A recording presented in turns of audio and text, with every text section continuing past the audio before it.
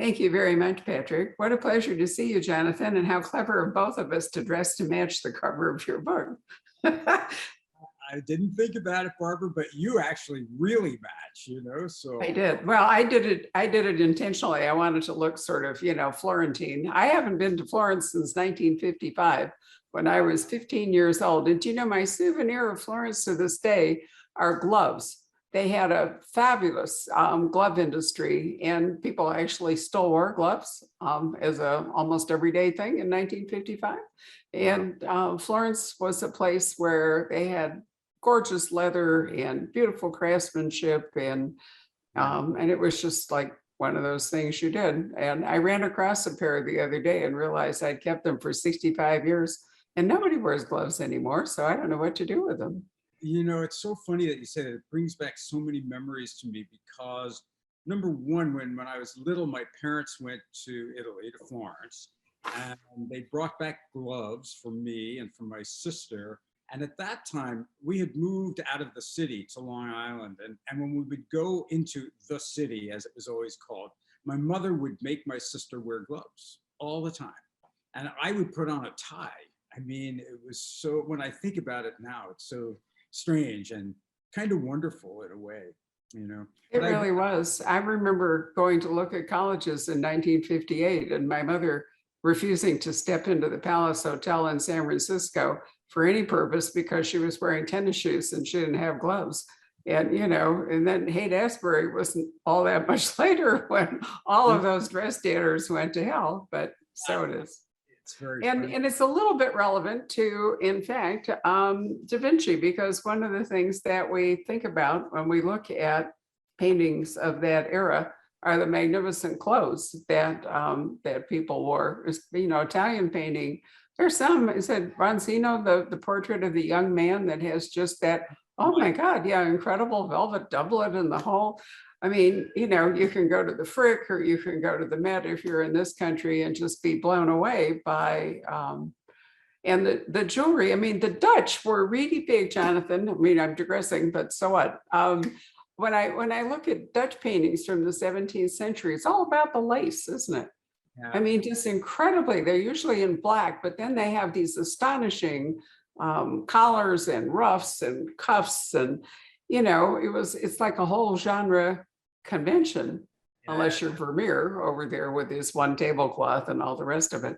But I do think of the Italians of Da Vinci's era as people really putting on, their most fabulous clothes and their elaborate hairdos.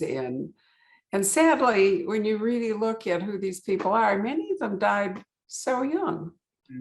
Leonardo didn't die. I mean, for his era, he was in his late 60s. And speaking of clothes, I read all of the there are very many wonderful Leonardo biographies. And he was a very flamboyant creature. I mean, he would dress in capes and apparently very beautiful young man.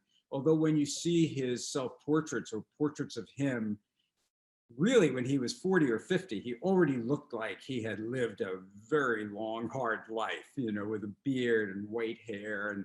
But I wanted to just say, I went back to Florence to research this book. Right. And it was I spent a week and I traced every one of my characters' routes through the city. And I went into all of the monuments. I had permission to go into a lot of them alone, which was pretty amazing. And it was just, it was before lockdown. So I don't know, a lot of people have said to me about the book that one of the wonderful things is they get to take a trip through Florence and then Paris. And I'm glad about that. I'm ready to go back, sign me up, please, so yeah. Indeed. I was lucky enough to edit a really wonderful book by Nicholas Kilmer, who wrote a series of art mysteries. And one of them was about Da Vinci, in which he explored, Da Vinci being gay at a time when you weren't necessarily out. In fact, probably were not out. And the young man that was his kind of assistant, suspected lover, heir apparent, the whole bit. And it occurred to me that, that fashion probably was a big thing then, as it would be now, and that many people are drawn to art and design a creative thing in the LBGT community. So Leonardo was something of an icon for his day and now. And he was out. He was out at a time when it was dangerous to be out. And he did suffer for that at times. And he did have this young sort of apprentice lover son who stayed with him his whole life. Of course, Peter did some questionable things, like possibly forged some Leonardos, but I think Leonardo is a very, to me, kind of wonderfully colorful, admirable, sometimes questionable, but an amazing personality. He represents the Renaissance. He's a thinker, he's a painter, he's an inventor. He's all of these things. When I was thinking, I said to somebody about the Mona Lisa, you go and see it, and the first time you see it, you think, gosh, it's small, because it takes you a minute to re-see it. But that one painting, it's like the whole history of the Renaissance, of portraiture, of what we invest our idea about beauty.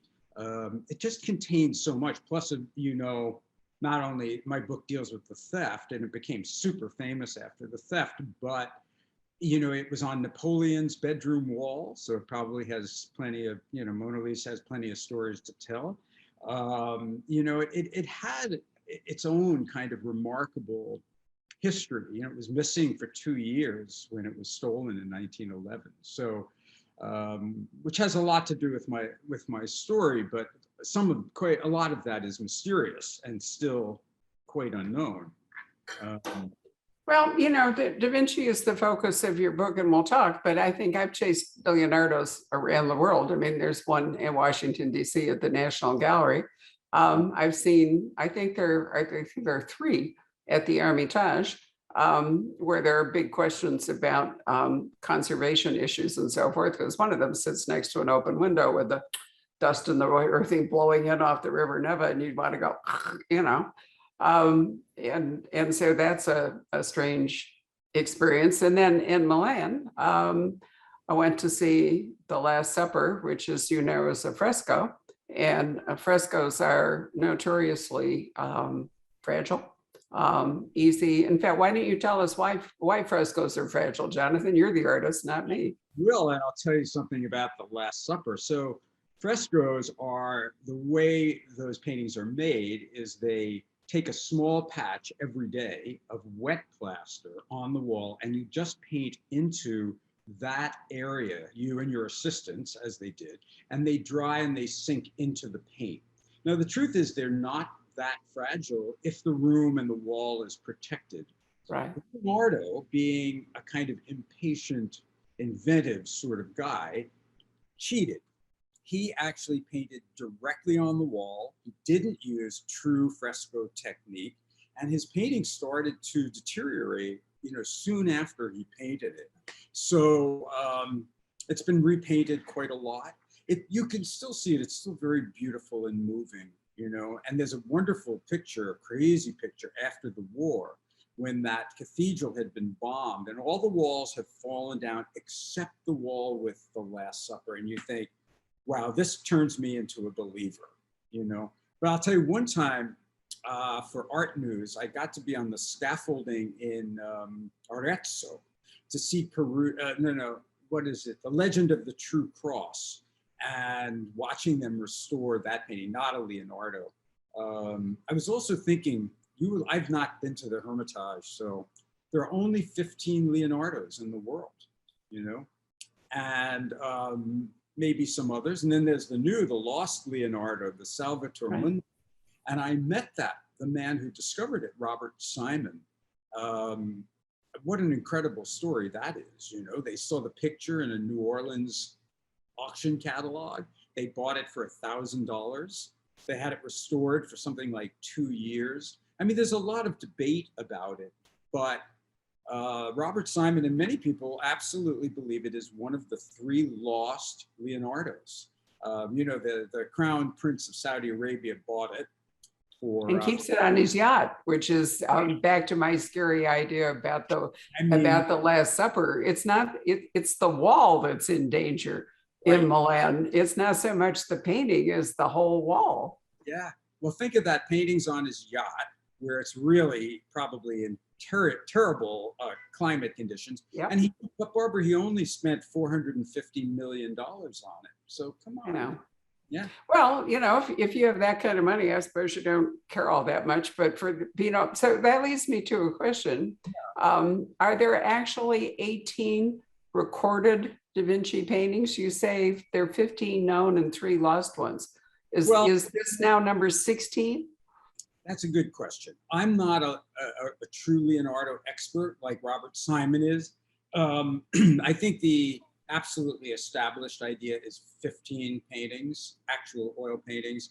And so this would be 16. I know some Leonardo experts going to be writing in and saying, I don't know about that, kiddo. But yeah, they're very rare because he was very busy making and doing other things. The Mona Lisa, which was a commission from the Giardini family, Leonardo took it when he was poor. And then he was successful and he didn't need to give them a painting, and he kept it with him his entire life, and he painted on it and changed it. And it was with him when he died in France. So it was with him at Fontainebleau in France when he died, right? With Francis. I've chased him there too, because Fontainebleau is one of my very favorite places. And he did end his life in Fontainebleau, working for Francis I, who was a very grand monarch. But he had been in Milan with the Duke up there. Yeah, apparently the Duke adored him and took care of him. And there's even some of these sort of fake paintings of the death scene of the Duke sort of over his body, which isn't true because apparently he wasn't there when Leonardo died. Nevertheless, that is where Leonardo ended up, and I think in the Loire Valley. And I think it was a good end for him. I mean, he had an amazing life, somewhat difficult, but yeah, I always love thinking that he carried the Mona Lisa with him everywhere. It's so romantic. It's a happy thought. And, we shouldn't overlook, before we focus on your book, the fact that he was really a brilliant physicist and a brilliant engineer, because really, most people today, I think, aside from the Mona Lisa, may be more familiar with his drawings. And, he's a person who actually drew fluid.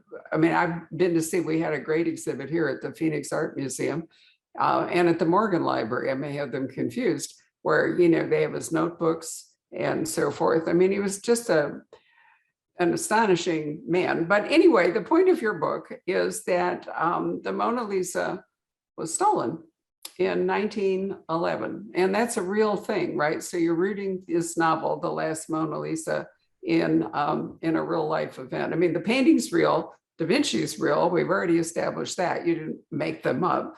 And now we know for sure that there was an actual crime committed at the Louvre.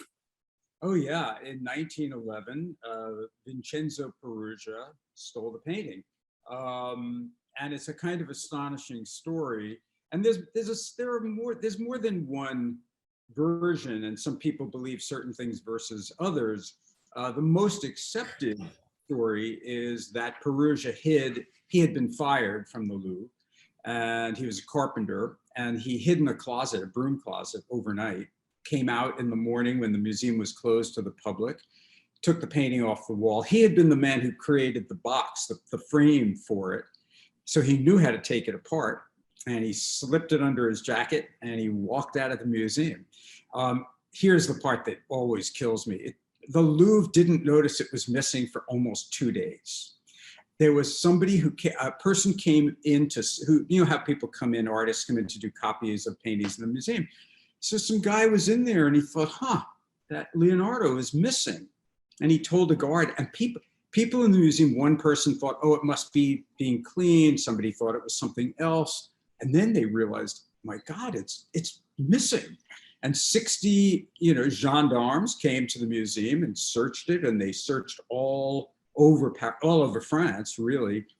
And it's not funny, but it's crazy, is that Perugia had the painting very close to the Louvre in his apartment, in a box he had built for it.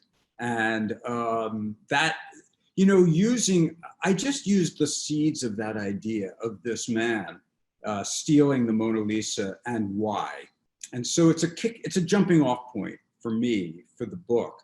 And as you know from reading the book, it goes back and forth in time from Perugia's story to his great grandson who comes from New York to find the lost prison diary that his great grandfather has kept while he was imprisoned. And Perugia really did go to jail. There was a trial and he was sent to prison. Oh, wait, I have to tell you this. So when I went to, I'm sorry, I get like a little crazy with my own whatever. When I went to Florence, I met this Italian artist who a friend of mine in New York said, oh, you must meet my friend. And I met him and he was great and we got along right away. And he had just had an exhibition at a place called Le Murate. And I said, Le Murate, isn't that a prison? Wasn't that a prison? He said, yes, it's still a prison. It's closed. It's a monument. And a small section of it is now an art space.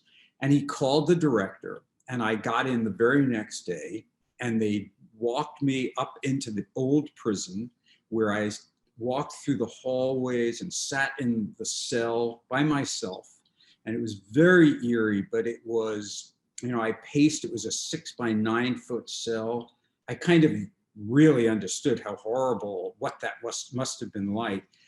But that was one of those amazing flukes. You go somewhere, you meet someone, and I didn't know that the prison still existed.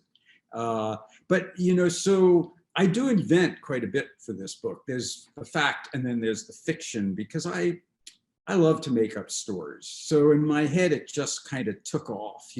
What Vincent, I call him Vincent in the past, why he really stole the painting, this woman that he's in love with.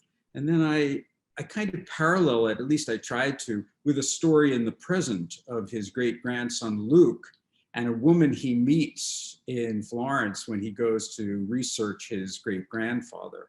And the way those two stories kind of play off each other was something that I thought about in the book, how to keep the reader, going from one to another and gaining more information, some of it real, some of it fictional. Barbara, one of the things I love is if you use a kernel of truth, then your reader is swept along with you because everything feels real, and that's what we're doing when we're writing a novel, right? We're creating a world and for your reader to fall into and believe in. I mean, I believe it when I'm writing it, so I hope my reader does. Well, that helps. Certainly structure is a big part of what makes a successful novel, and you can't do a TikTok without annoying people unless you do it really well. But also, I agree with you that the kernel of truth, the fact that this was a real thing, allows you to then imagine what happened then, and certainly construct a story of what might happen now. This is a contemporary crime story with roots in the past. This is not historical fiction, although there are bits of history that you go back and learn. It's been described, Jonathan, as a caper. So what is your understanding of a caper as opposed to other forms? I have one, but I'd love to know what yours is.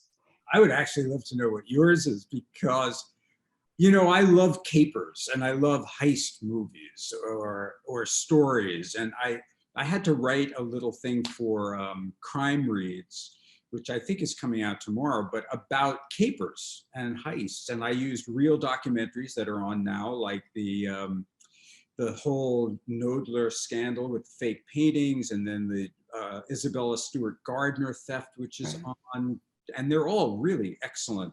But then I watched some of my favorite, like heist movies. One of them is the remake of the Thomas Crown Affair. Now, I know everybody loves the original. It's probably sacrilege to say I like the remake better, but I love the remake. It's you didn't like the phone booths? Come on, Jonathan. I did, but and I love Steve McQueen, and Faye Dunaway's great, but I find that movie, I know movie people are gonna hate me. I find it arch and sort of phony, and all those multiple screens. I'm just like, no, get back to the story. I don't want to see that.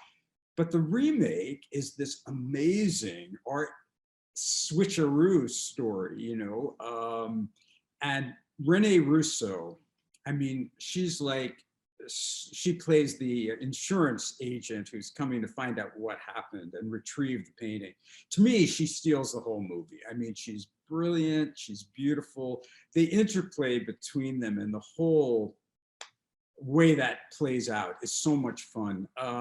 So a caper, you know, I mean, Hitchcock's, you know, To Catch a Thief is like a caper. I like those kind of stories. They appeal to me, you know, especially when people are bouncing around international locales, you know, they're just. Right. Well, a caper has a different structure than other kinds of mystery, but the basic question driving a caper is who's going to get away with what.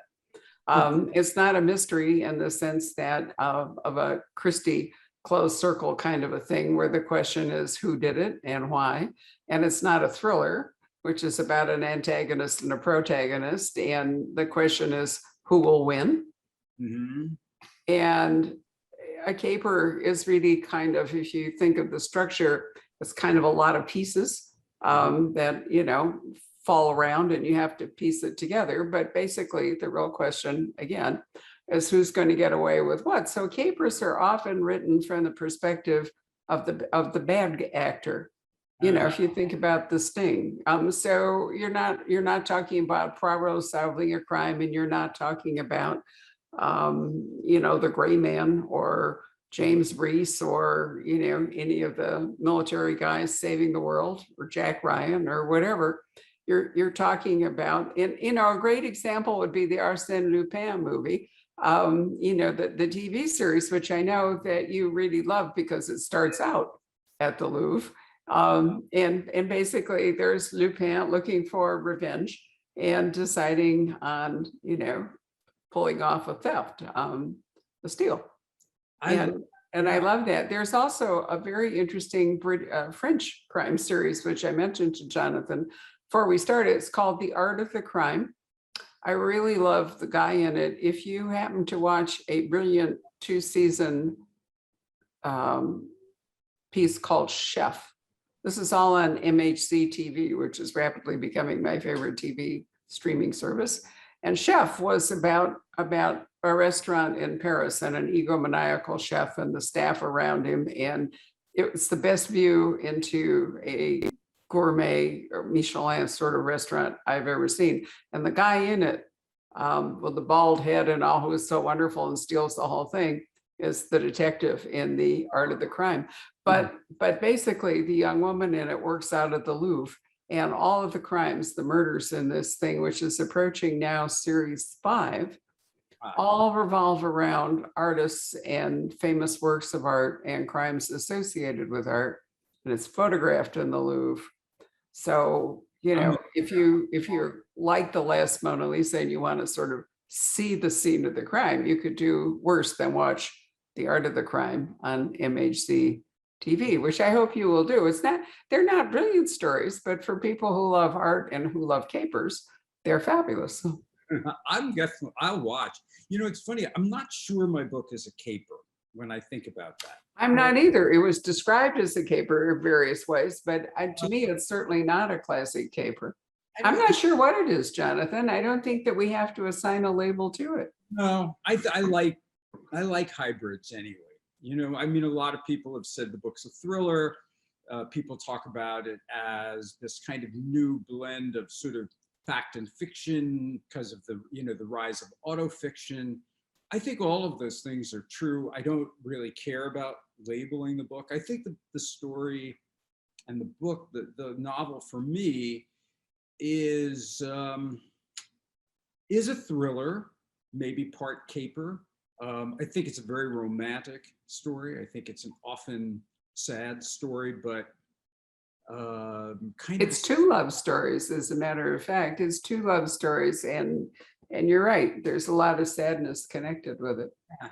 But there's also, you know, this idea of this main character, Luc Perrone, who's going to find the truth about his great grandfather, whom he's been obsessed about for his whole life. And in that, I think, you know, it's a sort of classic idea. He's sort of finding out about himself because he bolts out of his life. he's a kind of unsuccessful artist. You know, he teaches art history, but he doesn't have his heart in anything. He's had a zillion girlfriends, but nothing real.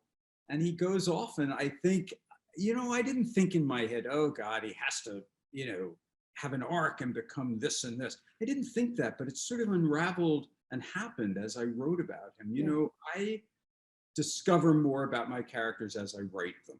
I don't know everything about them. They reveal themselves to me as I write them. So a lot of this book took a long time, and I have to say that my agent, this Jane Von Meeren, was previously an editor, and she's a crackerjack editor, and she was very tough on me. And one of the things she was really interested in were the romances, the two romances. And she kept, and it was fun. I've never really written anything that was romantic, I don't think, but maybe I am sort of a romantic guy, who knows? But she pushed me, and I really wanted to believe the love affair that happens in Florence with Luke and Alex. And I did. I came, you know, to believe in it. It's, I don't want to give anything away. I saw you earlier when you were speaking and saying how you think you have to talk to authors 3 months later so that you can talk about the things that are now would be spoilers. But anyhow, yeah, it's a weird thing, you know, when you write something and you work on a book, excuse me, for a very long time, you become invested, not just in the book, but you become invested in your characters' lives. You know, I believe in them. Somebody asked me the other day, well, who's my favorite character? And I said, well, you have to ask me that while I'm writing, you know, because Sure. I love every character I'm writing. I like the bad guys as much as the good guys, because it's not that I like them, let's say, but I have to believe in them. I have to understand them, you know, while I'm writing them. And I often write much, much, much more about every character. And then I take it away, you know, like research. You can't have a travelogue, but you need enough to bring something alive. So, yeah, I feel like Luke and Alex and all those people, I've spent a long time with them, or rather they've spent a long time with me, you know, so. Well, I thought Luke was to some sense a coming of age story, even though he's not a child, but you know, he's a young man that has a lot of growing up to do. Now, I will mention that Jonathan's two most recent books, one was a memoir called The Widower's Notebook, which you've experienced loss and tragedy in your own life. And one thing you did to cope with your grief was to write a book and include art in it. And it was a very powerful book. But then, Jonathan, I noticed that your second most recent book, which I really love, is a collection you edited for a cashier called the Marijuana Chronicles, in which we did an event. Patrick did an event with Lee Child and two or three of the authors. And I thought, okay. Well, Barbara, and let me just say this. I am like the least druggy alcohol person in the world. I'm a cheap drunk. You give me one glass of wine and like, I'll tell you everything in the world. I never smoke grass. I don't do any of that stuff, but I was at an opening, not an opening, a book thing at the Mysterious Bookshop down in Tribeca. And Johnny Temple from Akashic was talking about, he was doing this line of drug books, and he said something about he wanted to do the Marijuana Chronicles and would I consider editing it. And I was standing next to Lee Child, who went out in front of the store to smoke a cigarette, and I followed him out. And I said, Lee, if I take on being the editor of the Marijuana Chronicles, will you write a story? And he was like, yeah, I'm there. So he wrote a wonderful, you know, Lee is one of the most generous, wonderful human beings. I mean, he's so generous to other writers, and if he wasn't such a giant, you know, I'm short and he's a giant, I would love him like a brother, but he's too tall for me. But anyway, no, he's great. And that's how that book came about.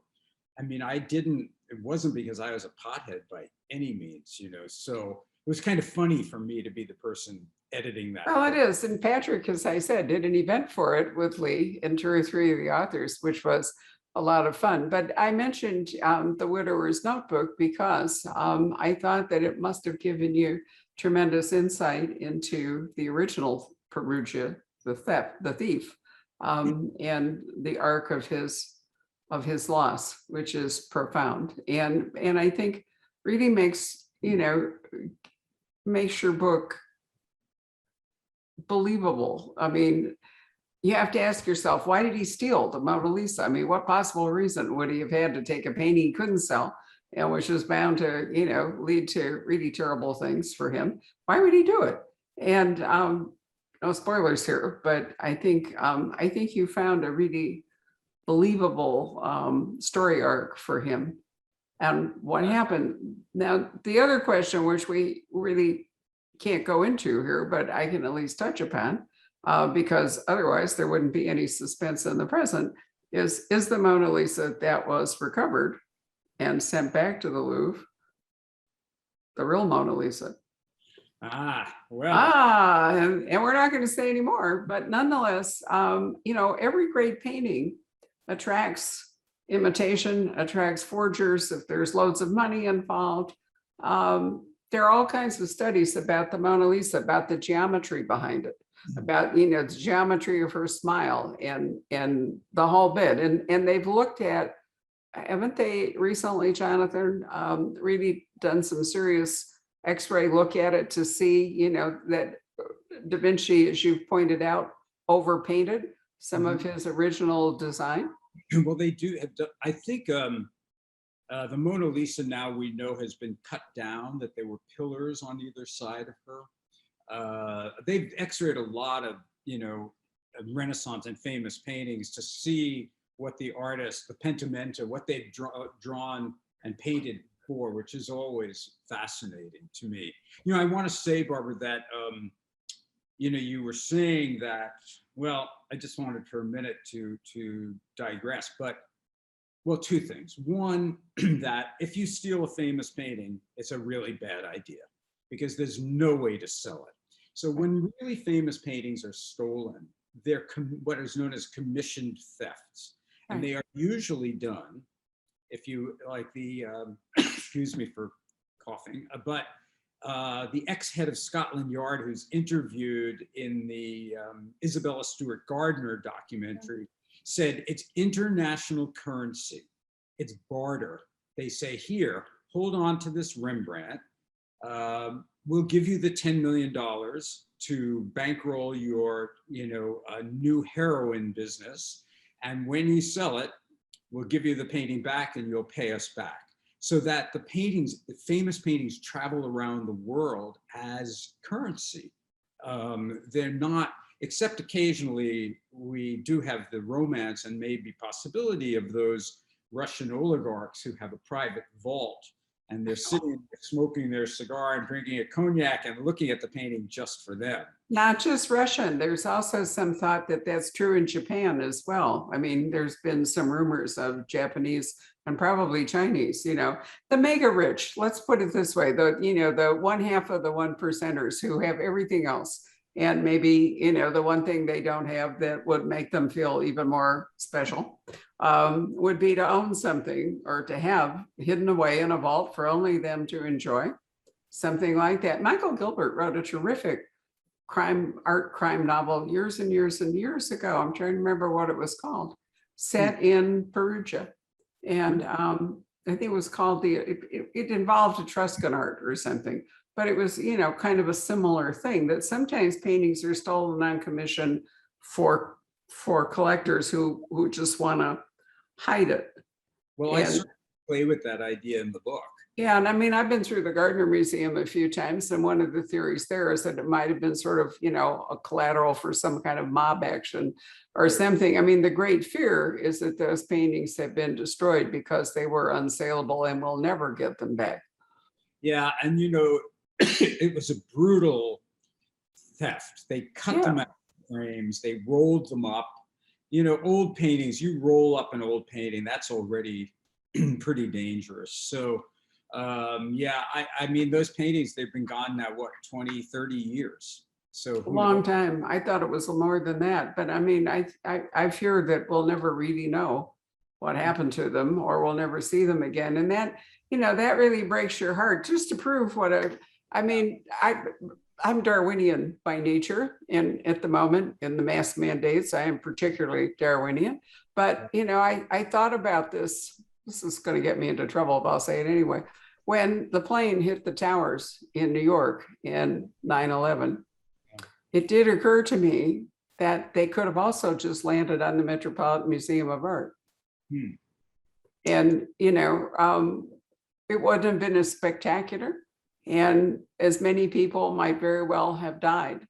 But in addition, there would have been a phenomenal cultural loss that would be hard to recover from. And I think every great work of art, there's a certain fear that something will happen to it and we'll lose it forever.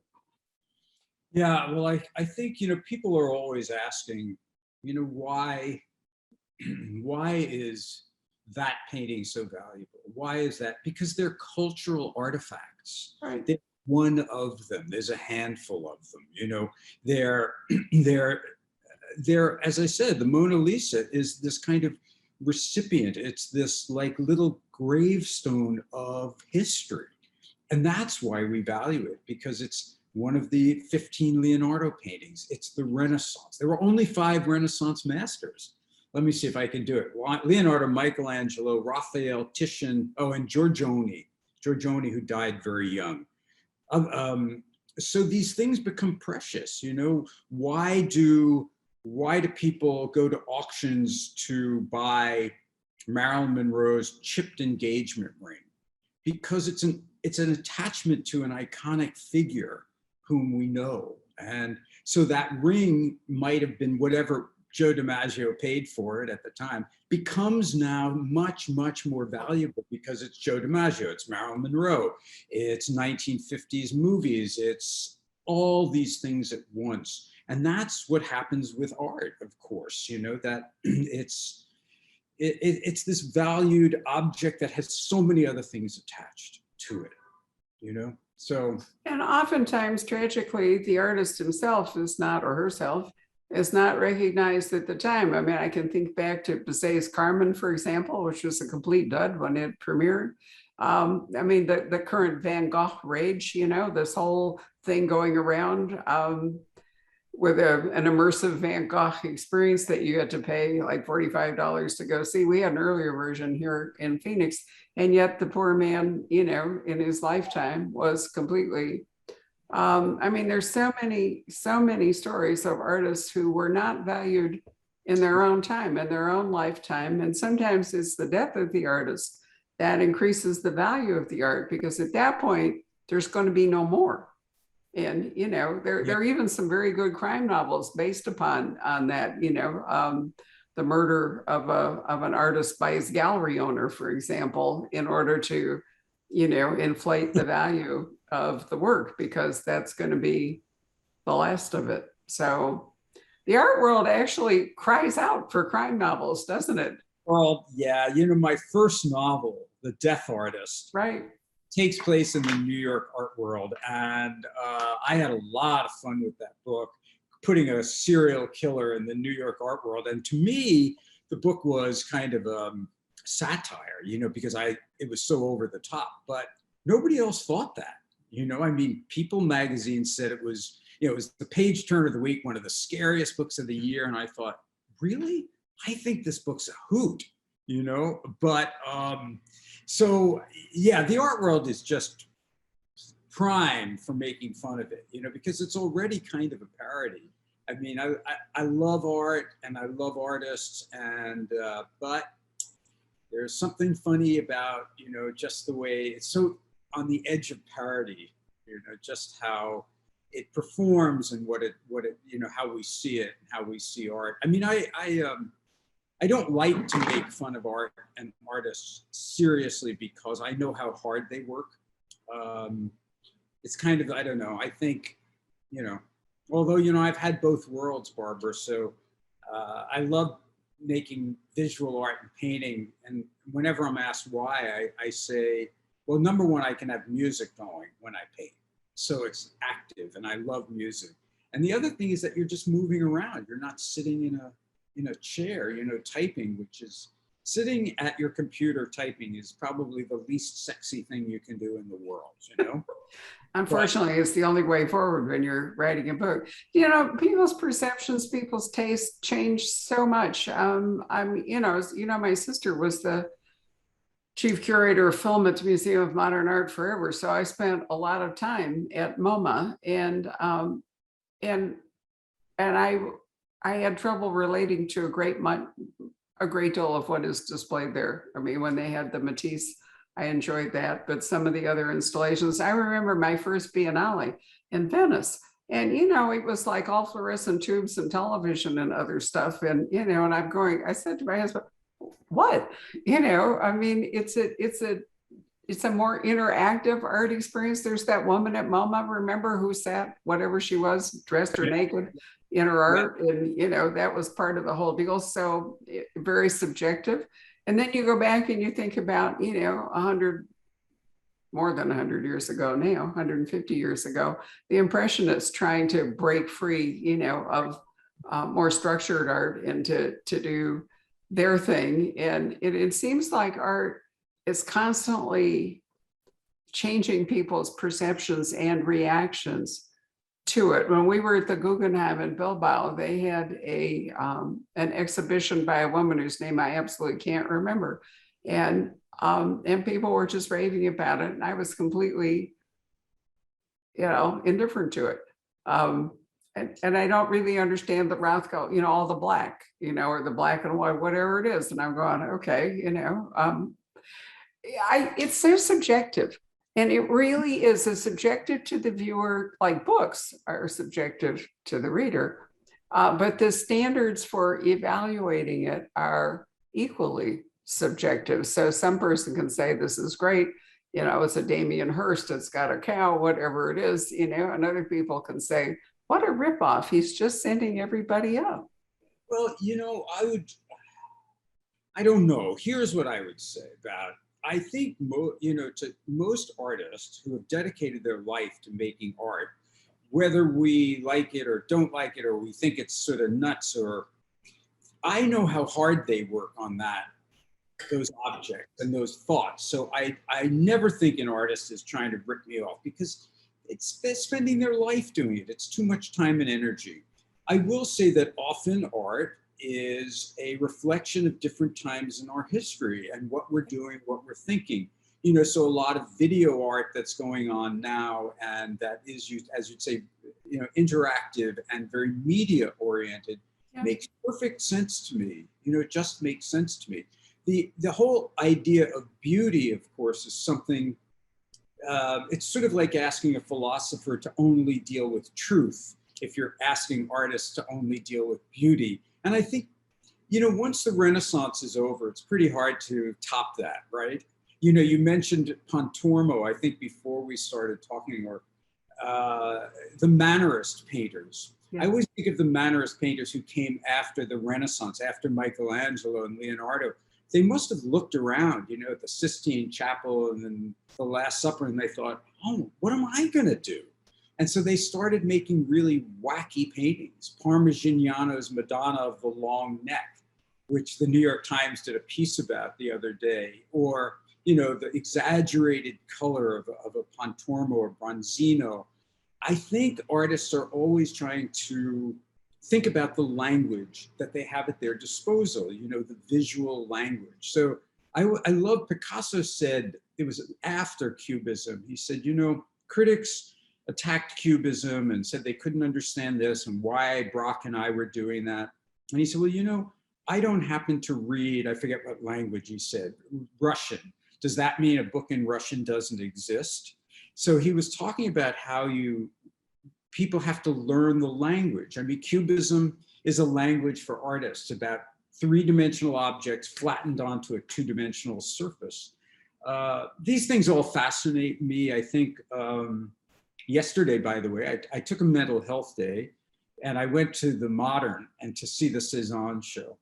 And it's just such a beautiful, rooms of beautiful watercolors, and it made me very happy, actually. But, Cézanne was a kind of miserable creature. You know, he was on the wrong side of the Dreyfus affair. He was an anti-Semite. He was horrible to his wife, who he made pose for him all the time.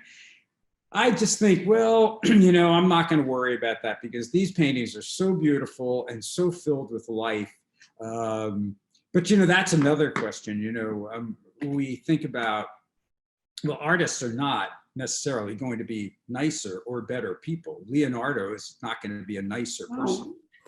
Yeah, So, this is such a tough, you know, I mean, I think because my thing is really music, which I shared with our late brother-in-law.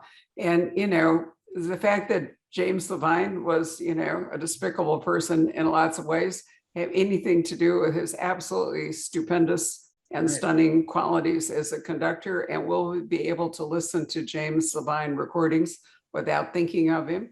You know, and it's very hard to separate the, you know, look at Caravaggio, for example. I mean, you know, a roister, you know, died in a brawl or something, and, you know, and yet, does that have anything to do with his art? Do we judge him for that? And, you know, another thing, Jonathan, that occurs to me while we're talking about this is that people can see things today if they are in a skyscraper or on an airplane or something that was visually not available to them until fairly recently. And I did a very interesting event with a garden historian, a professor at Oxford, whose actual subject matter is economics. So his focus was on the economic engine that gardens in Great Britain have been. But one thing he pointed out, which just blew me away, was a garden plan for neither 17th or 18th century British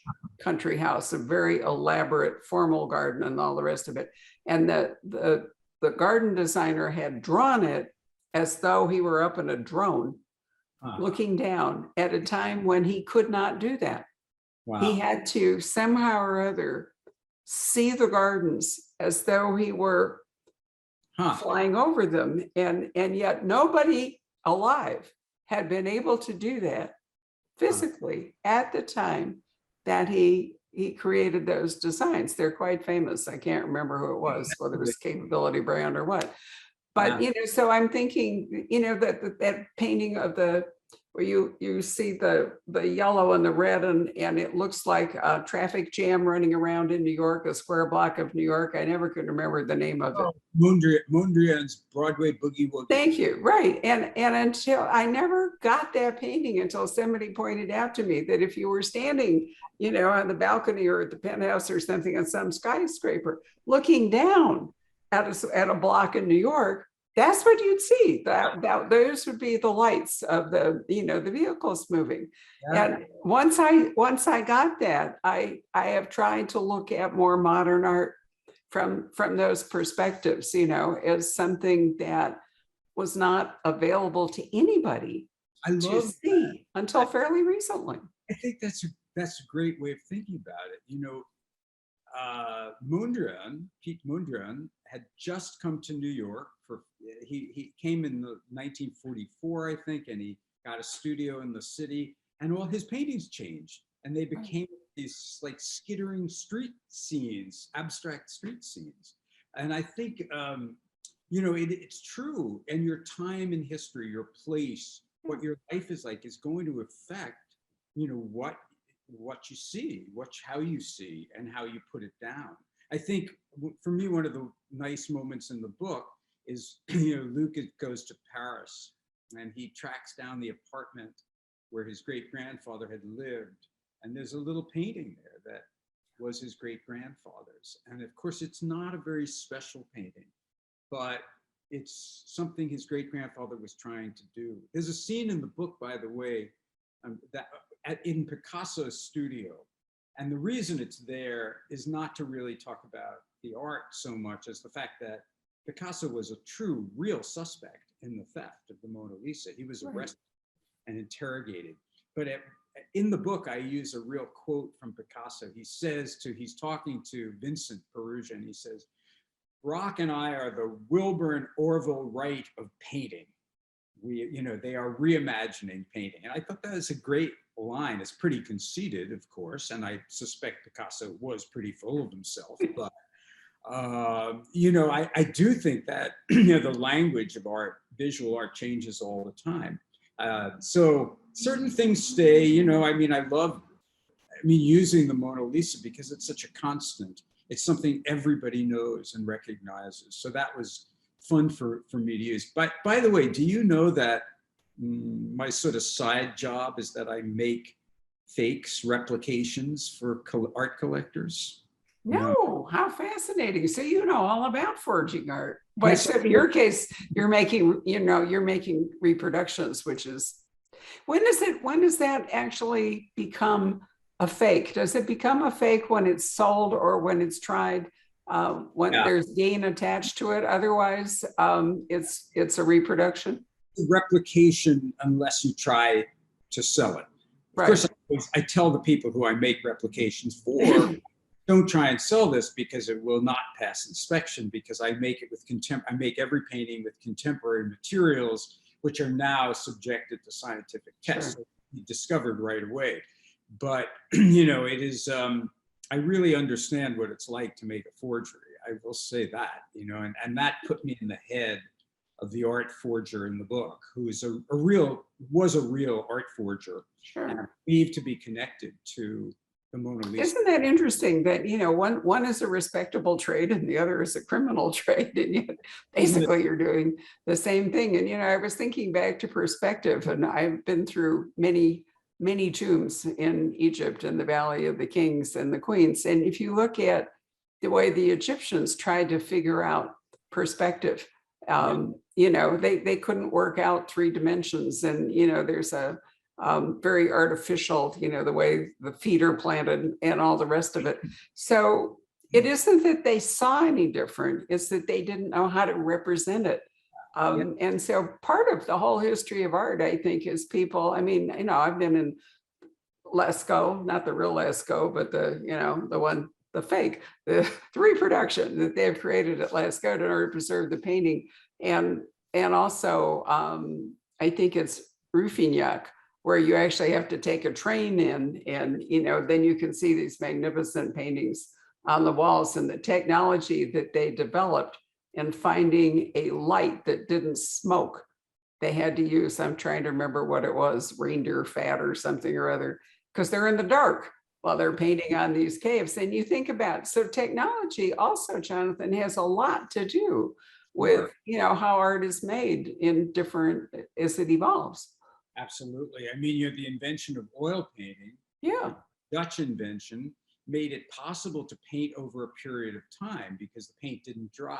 So it wasn't water-based, all of these things. By the way, I got to write about the cave paintings at Lascaux. Yeah, so I got into the real Lascaux, and I was with my wife, who had to go to the fake, and she was really annoyed. But I kept saying, well, how can we compare? Because we don't know. We were in 2 different places. It was very thrilling to see these, 50,000-year-old, 30,000-year-old paintings, up close. And but yeah, of course, everything, those paintings, they believe, had to do with the harvest and the hunt. And my particular theory is those artists were the boys who didn't want to go off and play baseball. They said, I'll stay home and draw, you guys go kill the animals. But who knows, they might have had a religious thing. It might have been, they felt by representing the animals, they had a better shot at being funny or trying to be. Oh, I know. But we could go on forever, and we shouldn't. Let's call Patrick up from the deep and see if we have questions here before we let you go, because I'm sure you've had a long day. And tomorrow is your official publication date. So I actually had a little glass of wine here so I could drink a toast to you for tomorrow. So I will do that. Patrick, what do we have to say? Well, let's see. I do have a few questions. Let's see. Marjorie, she says, do you think you could have written this book if you weren't also an artist yourself? Wow, that's a good question. I don't know. I think I certainly brought my years as an artist, that perspective to it, and it made it very real to me. So I'm not sure. I think it's something, now I'm going to think about that. We imagine many things when we're writing and doing things. So I think, well, maybe, On the other hand, I'm not sure I would have been drawn to this story. I was really drawn to it for all of those obvious reasons. She also says, this is just a comment. You said how nice Lee Child is, but Jonathan is as generous and let S.J. Roseanne have a book event in his apartment. Actually, he's in his beautiful loft in Chelsea, which is near our beautiful loft in Chelsea. And I live in a what was a fur vault many, like 100 years ago. So it's a big open space. S.J. Roseanne, the wonderful writer, is a really good friend of mine. And I was thrilled to have a book party for S.J. So, you know, that's, yeah. Besides, if you have all that space in New York, they guilt you into doing things. Now all I want to do is have parties because we can't have parties. So I want to have parties all the time. So, you know. Very true. All right, Patrick, what else? Well, actually, I wanted just to weigh in a little bit about the Akashic thing and the Marijuana Chronicles. Of course you do. Well, what a great collection. I mean, and if I remember, didn't Joyce Carol Oates write just a tremendous story about some woman who turned to medical marijuana after a loss? I just remember that story very vividly. Right. Good collection. Yeah. Joyce wrote a terrific. You know, everybody was. It's always fun to be an editor for an anthology because you get to ask people and commission them to write things. You know, what could be more fun than that? You know? Yeah. So. Let's see. Nellie asks, when using real locations in your books, do you embellish details to serve your story needs? No. I don't change any physicality of a real place. I mean, I'm selective and I use what I see and what I guess will be the most, like you do when you write a sentence, you know, you're using your best words or the most descriptive words. I would never make up change locale. It would drive me nuts. You know, when I read a book in New York and someone's driving the wrong way on Madison Avenue, I think, what? That's the easiest thing in the world. You can't do that, you know? So no, I think knowing your location and being true to it is pretty important. Let's see here. Are there any, you know, the artists have led such interesting and sometimes tragic lives, and I'm paraphrasing a question here, but are there any other famous authors' stories that you feel drawn to, perhaps for future books? I'm working on one, but I'm not allowed to disclose it. I've actually, my publisher bought a sort of sequel. It's the same characters, Luke, and I don't want to tell too much, but that's okay. But we're all happy to know there will be another book. That's always really good news. Yeah, it's exciting, and I'm working on it. So yeah, excellent. Maybe we'll be able to talk about it in person next time. Wouldn't that be wonderful? God, I'd be so happy to do that. It really would. No, we'd love to. We really miss having live audiences. Although Zoom has allowed us to do so many things we never could have done, you know, if every event was live. But I have to say, it's really been fabulous to have an opportunity to do a lot of interesting things. We're going to stay hybrid so that, you know, we can do the whole bit. Is there anything else, Patrick? That's really about it. Oh. All right. Well, Jonathan, it was just, I've missed you. I haven't seen you in person for quite a while because I've been in New York for quite a while. Yeah. Well, I pictured, you know, I have friends in Scottsdale. I have friends, you know, and I was picturing your store right before this event. You know, I was picturing being in there and just what it looks like around there. Just so, again, the physicality of a place, you know, so. Not to mention dinner at the after party, but, you know, that's another whole thing. Well, we'll be up to spend some time in our loft on West 29th Street near you at some point, and I will send you an invitation to the party when party indeed we can have to celebrate that. Meantime, Patrick is holding up our autographed copies of The Last Mona Lisa, and per Jonathan's comments about connecting to the artist, I think that one of the impulses behind people buying autographed books is that nexus, you know, even if it's not a direct one, but a way to connect with the creator of the Yes. story. Yeah. And, you know, it's I think a natural human impulse to want to, you know, to do that, to make a connection. So that's why we work so hard to bring you as many autographed books as we can. And it takes the amazing cooperation of authors who have to deal with all of this in their own living rooms instead of dropping into their publisher or warehouse. So Jonathan, thank you for doing that for us. Quickly say that if you buy an autographed book from Poison Pen, you can picture me behind where I am right now, sitting at my dining room table, autographing all those books. I had stacks of them and folded down. I'd autograph my, you know, and it's a real moment that, you know, across these times, you know, Well, thank you. It was really kind of you to do that. And I'm sure your fans and new fans, because we will make new fans with this book, will really appreciate it.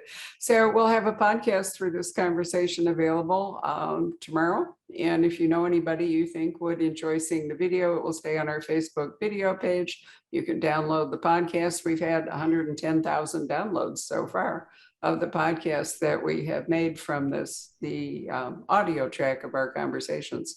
So please do that. Patrick, thank you as ever for another heroic day. And I think I will go and eat dinner and finish my glass of wine. So good night, everybody. Thank you for joining us. Good night.